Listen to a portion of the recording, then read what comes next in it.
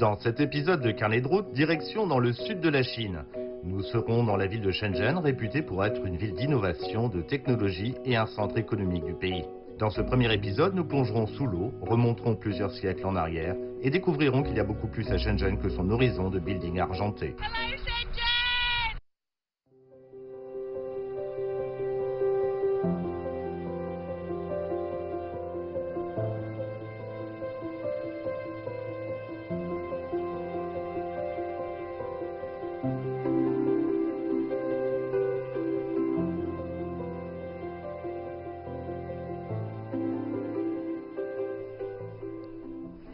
Bonjour et bienvenue sur Carnet de route où vous pourrez vous promener en Chine avec moi. Je m'appelle Min Chui Li. Dans cet épisode et le suivant, je vais vous présenter une ville animée et dynamique appelée Shenzhen, juste à côté de Hong Kong. Shenzhen est l'un des centres financiers les plus puissants de Chine et pourtant, il y a 40 ans à peine, c'était un village de pêcheurs et d'agriculteurs. Et regardez maintenant.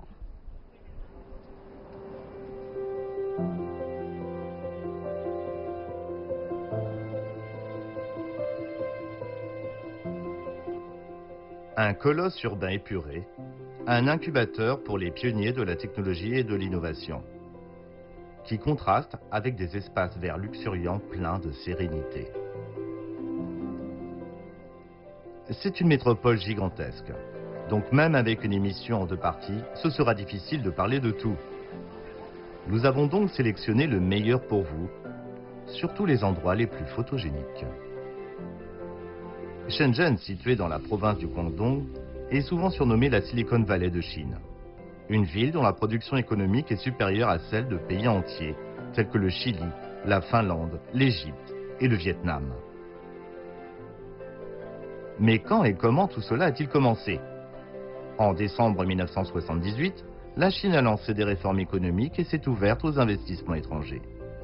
L'année suivante, Shenzhen a acquis le statut de ville et en 1980, elle a été désignée comme première zone économique spéciale de Chine. Dans ces zones économiques spéciales, les réglementations commerciales diffèrent du reste du pays. Elles sont plus orientées vers l'économie de marché dans le but d'attirer des capitaux internationaux. Aujourd'hui, Shenzhen continue de prospérer. Shenzhen apparaît peut-être comme une ville très jeune, et c'est parce qu'elle l'est, au moins en surface. En réalité, Shenzhen a une histoire très longue. Et ceci en est un très bon exemple. Je suis à la forteresse Tapheng, construite il y a plus de 620 ans pour se défendre contre les pirates. Shenzhen a le meilleur des 2 mondes, l'ancien et le nouveau.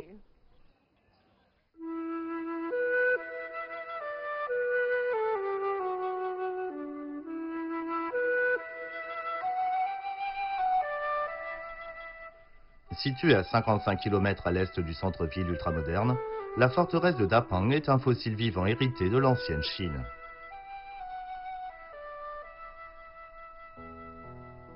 Entouré d'imposantes murailles et accessible par 3 grandes portes, le dédale de ruelles en pierre de Dapeng, bordé d'anciennes demeures, est parfait pour une promenade.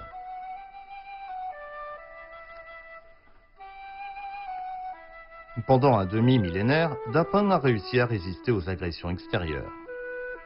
Durant ses jours de gloire, des héros ont émergé de bataillons en garnison ici.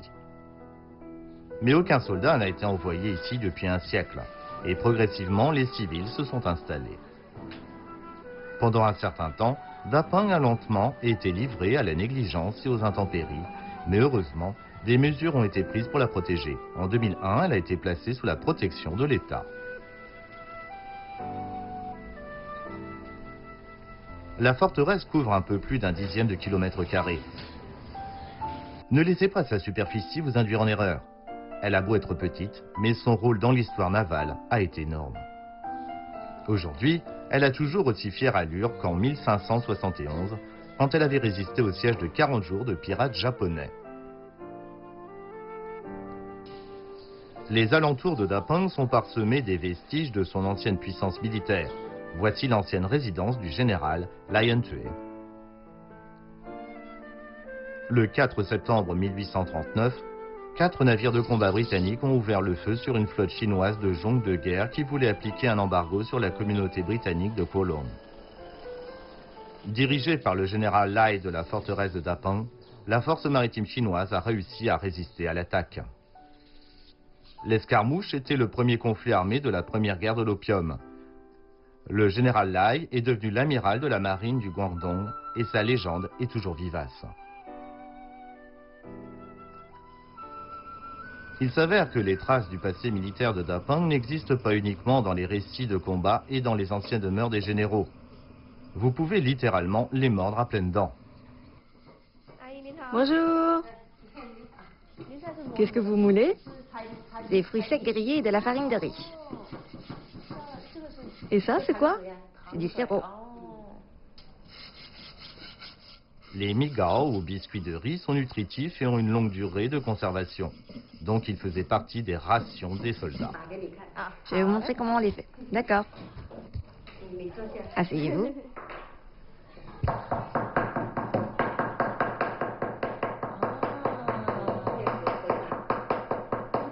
Vous devez frapper fort. Pas trop fort. Et il faut prendre son temps. Après un petit moment, vous faites ça. Oh, ça sort comme ça. Ils ne sont pas trop difficiles à fabriquer et peuvent donc être produits en masse.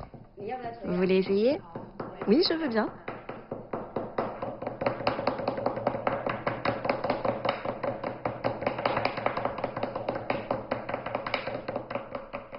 Il y a quelque chose d'étrangement relaxant à frapper l'arrière des moules. Ça ne nécessite pas un important effort mental, sauf celui de se contrôler pour ne pas les manger une fois fraîchement démoulés. Je ne suis pas assez patiente, n'est-ce pas? C'est bon maintenant. C'est allumé. Ils ont besoin de cuire combien de temps? Environ 30 minutes. Ils doivent être recouverts avec un couvercle. Comme ça. Et voilà.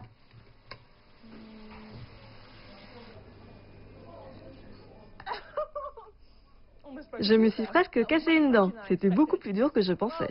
Eh bien, j'ai du mal à croire que c'était des rations de soldats avant.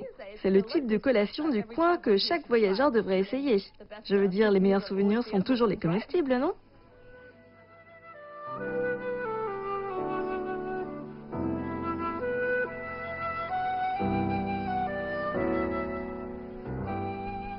Les habitants de Shenzhen ont pris pour habitude d'appeler leur ville Pengchong ou ville de Peng, qui est un nom dérivé du nom d'Apeng.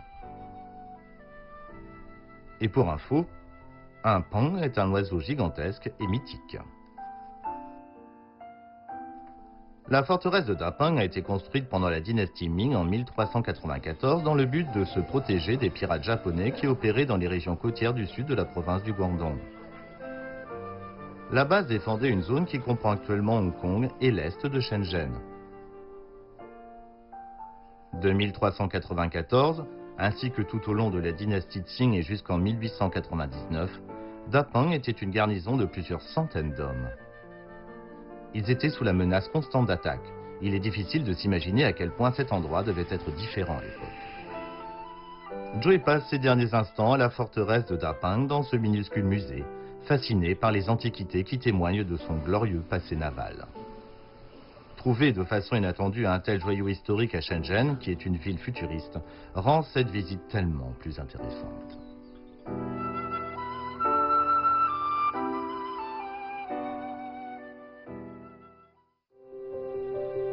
À suivre, une rue, deux systèmes, là où Shenzhen rencontre Hong Kong. Un banquet à la haka et un village rural devenu paradis pour les peintres et un lieu idéal pour chiner quand on est amateur d'art.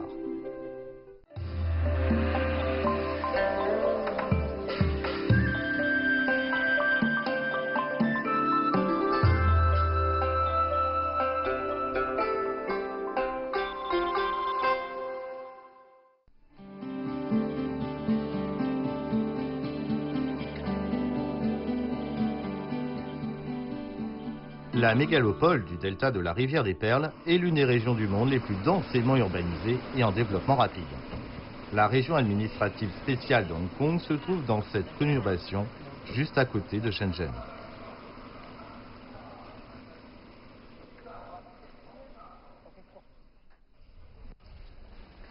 À Shenzhen, il y a de nombreux passages frontaliers entre la partie continentale de Chine et Hong Kong, et celui derrière moi est l'un d'entre eux. Si vous réussissez à franchir cette porte, vous vous retrouverez dans la rue sino-anglaise. C'est vraiment spécial car elle appartient d'un côté à la partie continentale de la Chine et de l'autre à Hong Kong. Le problème, c'est qu'en tant qu'étrangère, je n'ai pas le droit de venir ici, même si je ressemble aux gens du coin, mais mes caméramans ont une carte d'identité chinoise, alors ils suivront mes yeux. Cette rue est chargée de riches informations historiques. Rappelons que Hong Kong était une colonie britannique de la fin de la première guerre de l'opium en 1842 jusqu'à sa rétrocession à la Chine en 1997. Avant, cette rue était la seule zone de Hong Kong accessible aux gens de la partie continentale de la Chine sur laquelle on pouvait voir fleurir un commerce abondant de produits étrangers. C'était également l'ancien site de la première agence de la bourse de Shenzhen, qui est d'ailleurs la 8e plus grande au monde. Cet arbre, avec son tronc sur la partie continentale de la Chine et ses branches dans la région administrative spéciale de Hong Kong, a été témoin d'immenses changements. Tout comme la propriétaire de ce restaurant. Avant la rétrocession en 1997, Madame Liu vendait du porridge et des nouilles à la criée sur un chariot sur la rue sino-anglaise longue de 250 mètres. En 2011, elle a réalisé son rêve. Elle a ouvert un restaurant et comme aujourd'hui est une occasion spéciale, elle prépare l'une des spécialités les plus populaires, le Pang Sai des Hakka. On le fait mariner la veille au soir, ensuite on le fait sauter pour qu'il soit plus savoureux. Ensuite, nous ajoutons les crevettes. Et c'est prêt à manger. Oui, tout est cuit avant d'être déposé couche par couche dans des saladiers pour que ce soit un vrai bonsai. Il faut des huîtres car elles symbolisent la prospérité, donc on en mange pendant le Nouvel An chinois et autres festivités comme cette algue.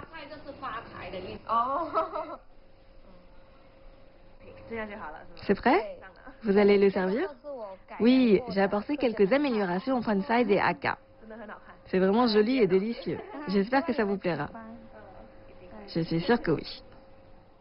L'équipe de tournage et Joey ont tous été invités à un repas exclusif. Aujourd'hui, je viens à vous remercier pour votre fidélité durant toutes ces années. J'espère que vous appréciez mes bonsai et je vous porte un toast. Santé! Les Hakka sont des Chinois Han à l'histoire migratoire particulière qui a donné naissance à une langue unique. Le Pansai est né il y a longtemps, lorsque les familles Hakka apportaient un plat de nourriture pour les réunions du Nouvel An chinois.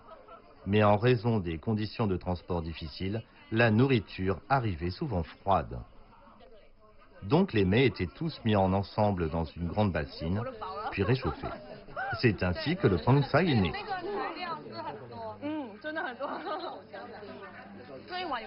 Combien ça pèse? Environ 10 kilos. 10 kilos! Mon Dieu, c'est beaucoup de nourriture. C'est mon type de plat préféré. Vous devez vraiment y plonger vos baguettes et tout le monde le partage. Ça vous oblige à vraiment célébrer, je suppose, vos amis, votre famille, votre communauté. Et ce bonsai est généralement consommé uniquement durant les périodes de fête ou autres festivités. Et je pense qu'aujourd'hui est justement un moment adéquat. C'est le dernier jour où ce restaurant est ouvert. La patronne va ouvrir un nouveau restaurant ailleurs et elle a rassemblé ses clients préférés et les plus fidèles et leur a offert ce repas. Donc c'est génial.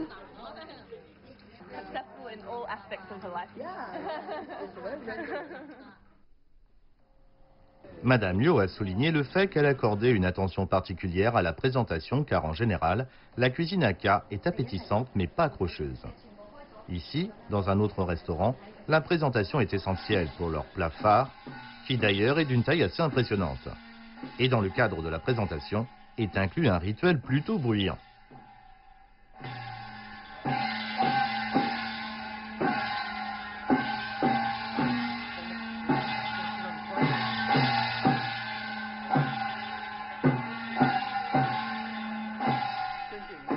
Voici un dapenu, une assiette immense remplie de succulentes spécialités.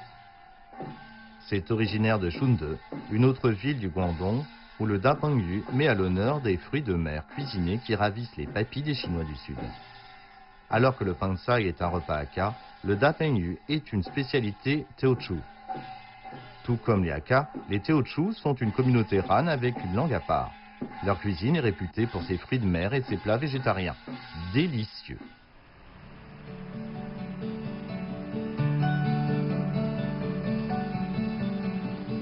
Ensuite, nous ferons le plein d'art dans un endroit appelé le village de peinture à l'huile Dafen. Au nord-est de Shenzhen, Dafen est connu comme l'usine de peinture à l'huile du monde.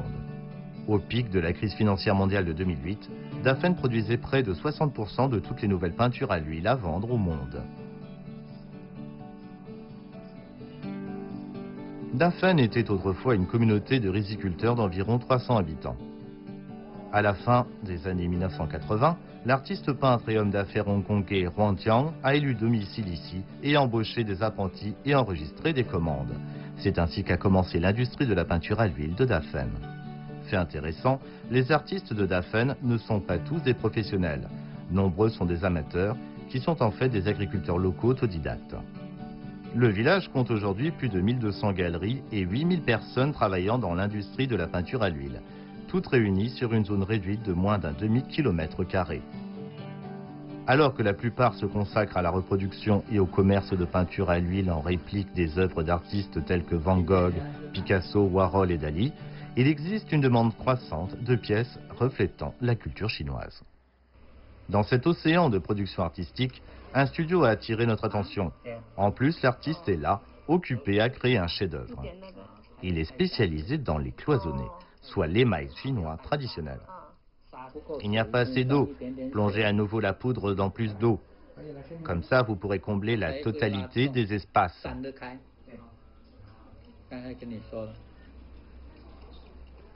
Comme ça? Attendez, je vais vous montrer.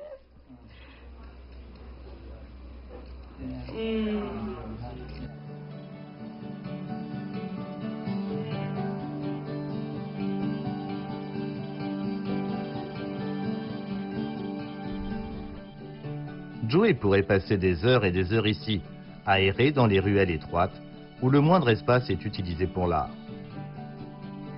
Mais il y a un endroit à ne pas manquer, le musée d'art de Dafen.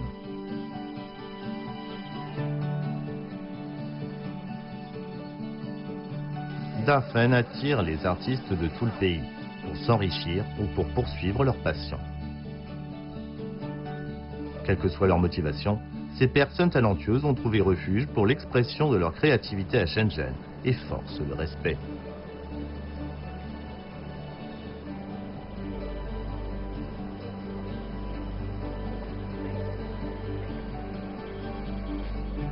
Dans le village de Dafen, il ne s'agit plus de reproduire uniquement des tableaux célèbres. Le but maintenant est d'avoir de nouvelles idées et de les concrétiser. Shenzhen est surtout connue pour être une ville où on a la possibilité de faire de l'argent, mais possède aussi la malheureuse réputation d'être un désert culturel. Mais après être venue dans ce village, je ne suis pas du tout d'accord. Je trouve que cet endroit en particulier a une culture tout à fait unique grâce à des artistes venus de toute la Chine avec une âme très créative. Je trouve ça très électrique et très frais. Ça fait toute sa beauté.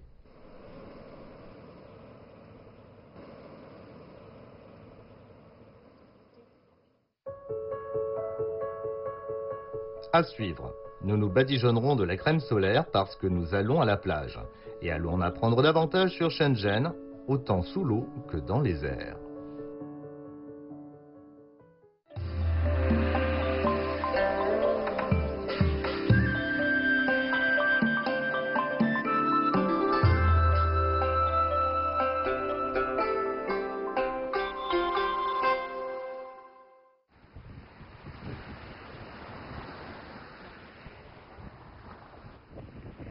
Voici la station balnéaire et touristique de Xiaomeixa, à 30 km à l'est du centre-ville de Shenzhen. On la surnomme la Hawaï de l'Orient. Donc Joey se prépare pour une après-midi bien remplie. Donc nous sommes sur l'eau. J'ai de la crème solaire qui transpire et qui brille sur mon visage et une combinaison très ajustée. Vous avez sûrement deviné ce que je m'apprête à faire.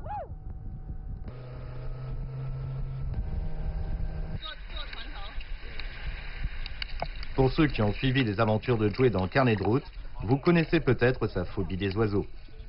Mais elle n'est pas non plus très fan des poissons.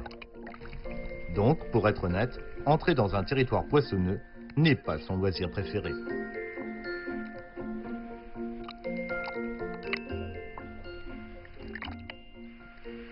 Joey a une certaine appréhension pour la plongée et elle préfère ne pas aller trop loin sous la surface.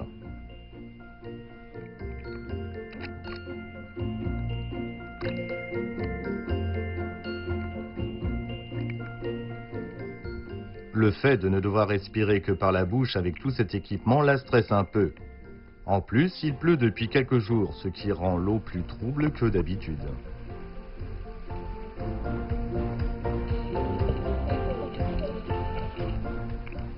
Joey doit tenter le coup.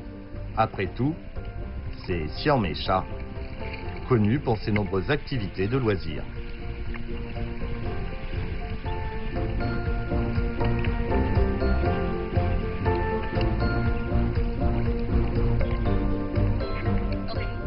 Ok. Je veux dire ok. Enfin, ok.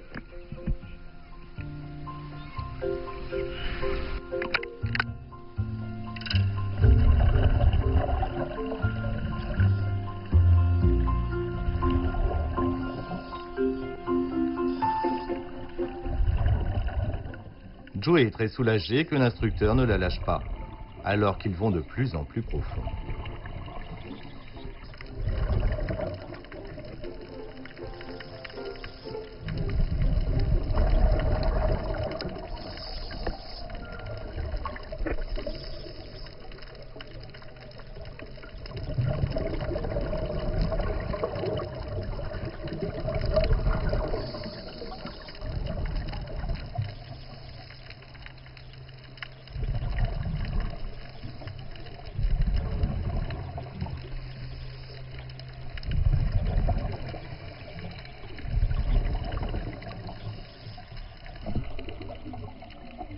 Et après environ 15 minutes, elle est également très soulagée de voir le geste de plongée sous-marine qui veut dire remonter, souvent confondu avec le signe super. Heureusement, vous saluer ne signifie pas stop, je veux rester ici jusqu'à ce que mon oxygène s'épuise.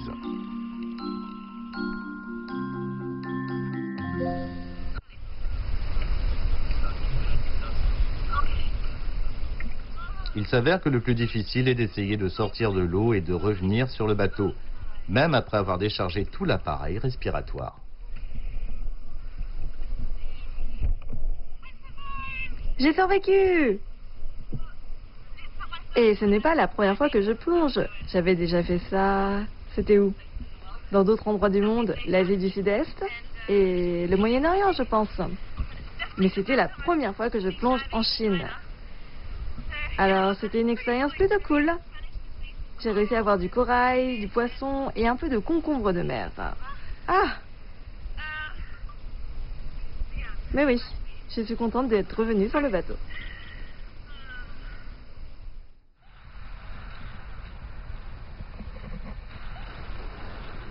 Xiao Meisha se trouve juste en face de l'île de Hong Kong et entourée de collines sur 3 côtés.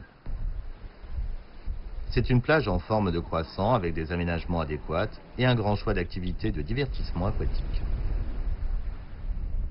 On dirait que Joey a choisi les 2 activités qui nécessitent le plus d'équipement.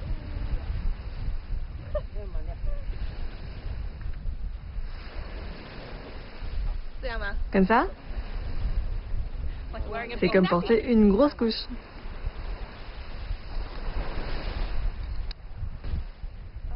Je suis prête.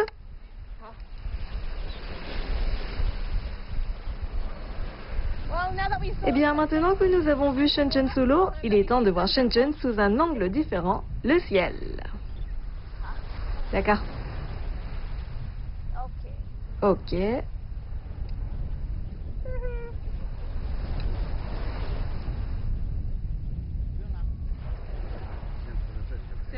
Je m'accroche ici. Ok. Dis donc, il y a beaucoup de vent. Espérons que tout se passera bien.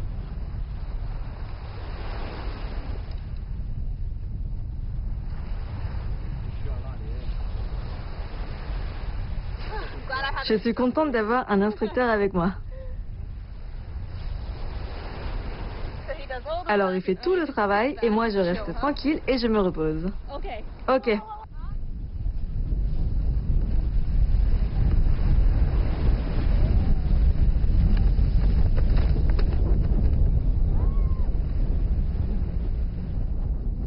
Et c'est parti. Joey ne s'attendait pas à faire du parachute ascensionnel à Shenzhen, c'est certain.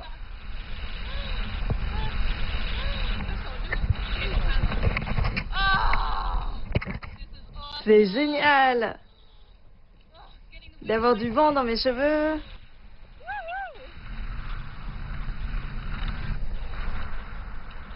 Est-ce que le vent est particulièrement fort aujourd'hui? Oui.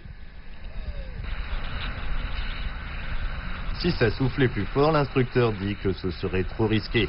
Joey se sent 100% à l'aise. Bonjour Shenzhen! Ça s'avère un peu difficile pour lui et le gars dans le bateau de coordonner un atterrissage.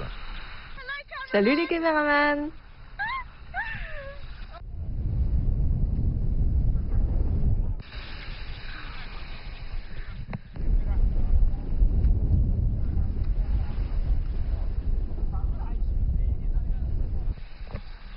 D'accord. Bon, c'était un atterrissage plutôt réussi. C'était vraiment génial de voir Shenzhen de là-haut. Je me sentais comme un oiseau avec tout ce vent dans mes cheveux. Je suis heureuse d'avoir survécu à ces deux choses aujourd'hui. Je suis assez fière de moi. Avec Joey, vous découvrirez une autre façade de Shenzhen qui n'est pas uniquement axée sur la technologie, le commerce et le paysage urbain. C'est pas beau ça? Avoir des montagnes juste au bord de la mer, c'est chouette. Lorsque vous entendez les noms de zones économiques spéciales de Shenzhen et centres financiers en Chine, vous ne pensez pas vraiment à de tels paysages, mais plutôt à des gratte-ciel et des hommes d'affaires en costume. En réalité, Shenzhen a beaucoup plus à offrir. Dans cet épisode, nous avons vu que Shenzhen avait une histoire riche dans des lieux tels que la forteresse de Taphorn, un fantastique village de peintres, des zones touristiques comme celle-ci où vous pouvez avoir une poussée d'adrénaline et aussi un peu de repos et de détente. Mon nom est Min Joy Lee, je vous vois la prochaine fois sur Carnet de route pour la deuxième partie de cette émission sur Shenzhen.